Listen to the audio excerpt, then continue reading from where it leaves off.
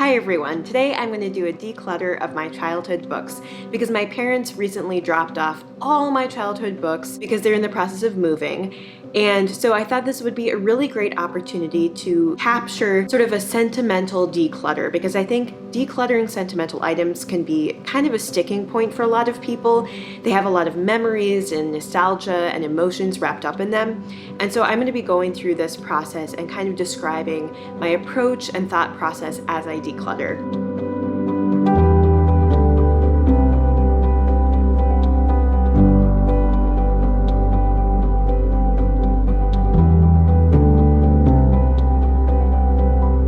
I think books are a really big sticking point for me because I grew up in a family that really valued books.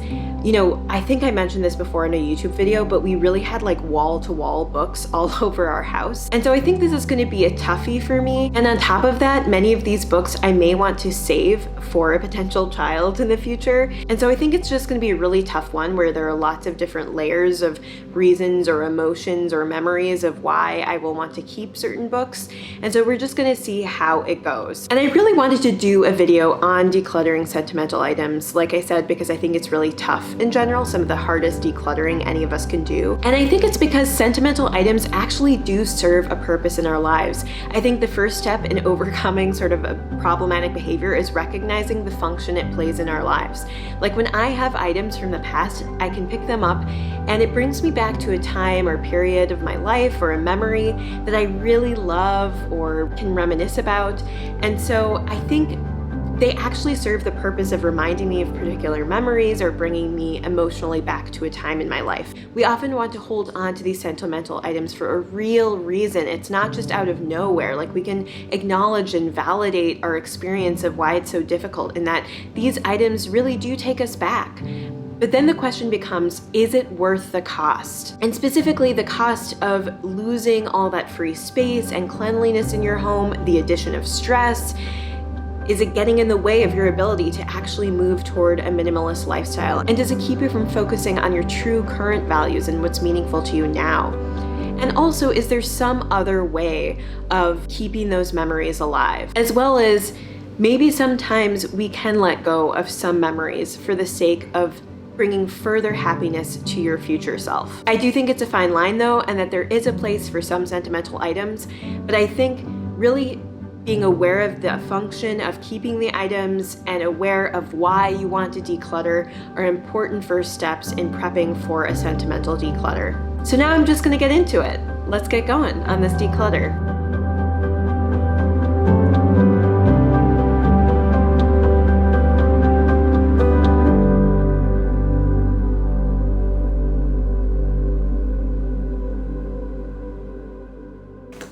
Oh my gosh, classics!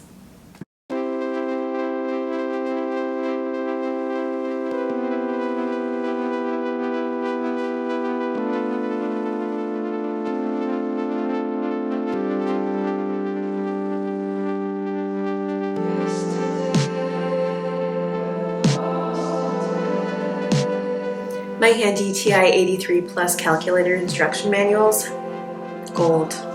But I think it's time to let them go. Yesterday, I lost a day that you should have been in. Looks like I didn't get too far into this book. That I could have been caught in your gravity. The way I am when I see you. Why do I have Machiavelli's The Prince? Like, that's just weird for a kid to have. Sunrise to sunset, I won't lose a single night. I think this is a toughie for me, this thesaurus. I mean, it's just so compact and beautiful, and it's a Merriam-Webster's thesaurus, but the reality is I look up thesaurus stuff online now, so I think this is a toughie for some reason for me, but I think I'm gonna let it go. Live this life with you, one of my favorite childhood books. So good. I think I gotta keep this one. I think some of these young historical novels are hard for me to let go, but I want to share in this process of this declutter, like, I'm really thinking about, yes, I'm feeling emotions when I see these. Yes, I care about these. But again, is it worth the cost? Like, I can't keep them all. Is it worth the cost of space? Is it worth my values of moving toward a minimalist lifestyle to keep these 2 books? No. And so I really want to think big picture as I'm going through these books. And it's tough. I will say it's emotional, but it's the right decision. I'm letting these ones go.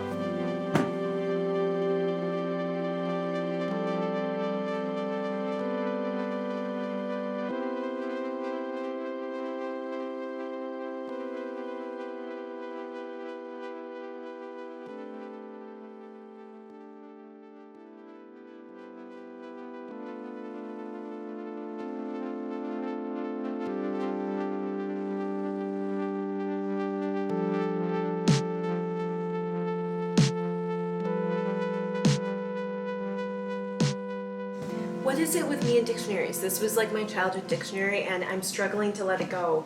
And I wrote my name on it and big picture, I'm letting it go. Thank you for the service you gave me. It might seem like I'm being disingenuous, but like honestly, this is kind of emotional.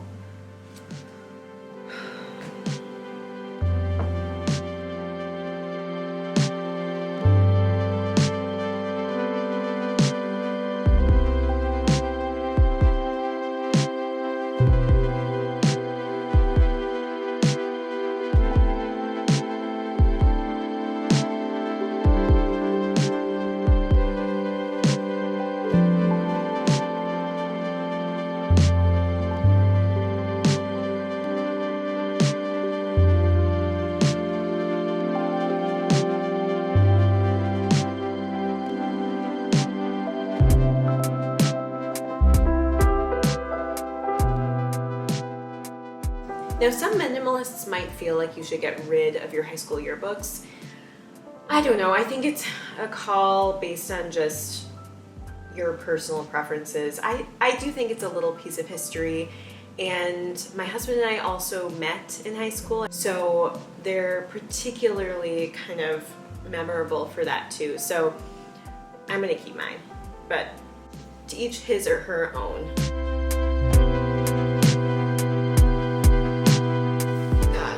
How many versions of Jane Austen books and Lord of the Rings do I have? A lot, so I don't know. That's totally my demographic, the intersection of like Lord of the Rings, Harry Potter, and Jane Austen. Heck yeah, impressive that I have this, right? Like, impressive. I think technically it was my sister's and I stole it and I never really read it, so I'm not actually that impressive. Another one like that.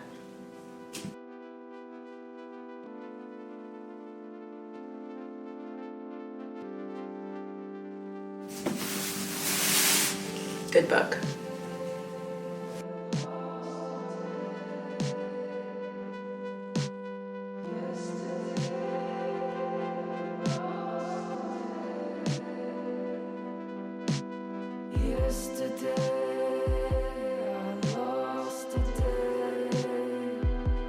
You should have been in my side, but I could have been caught in your gravity. The way I am when I see you look at me.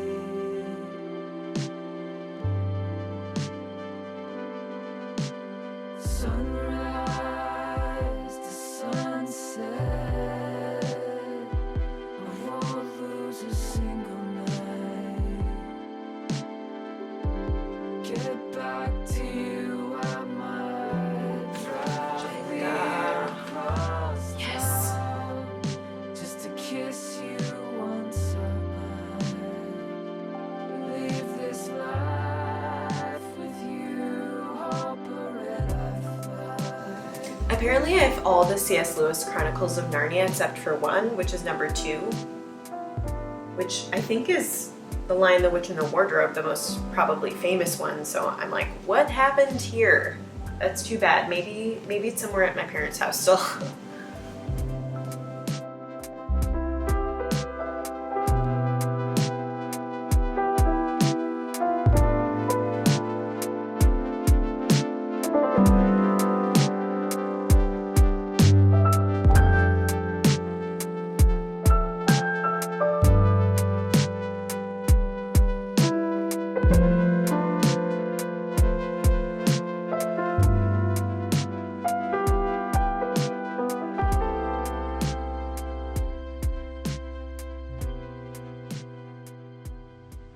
Okay, so now I'm going to show you the final product.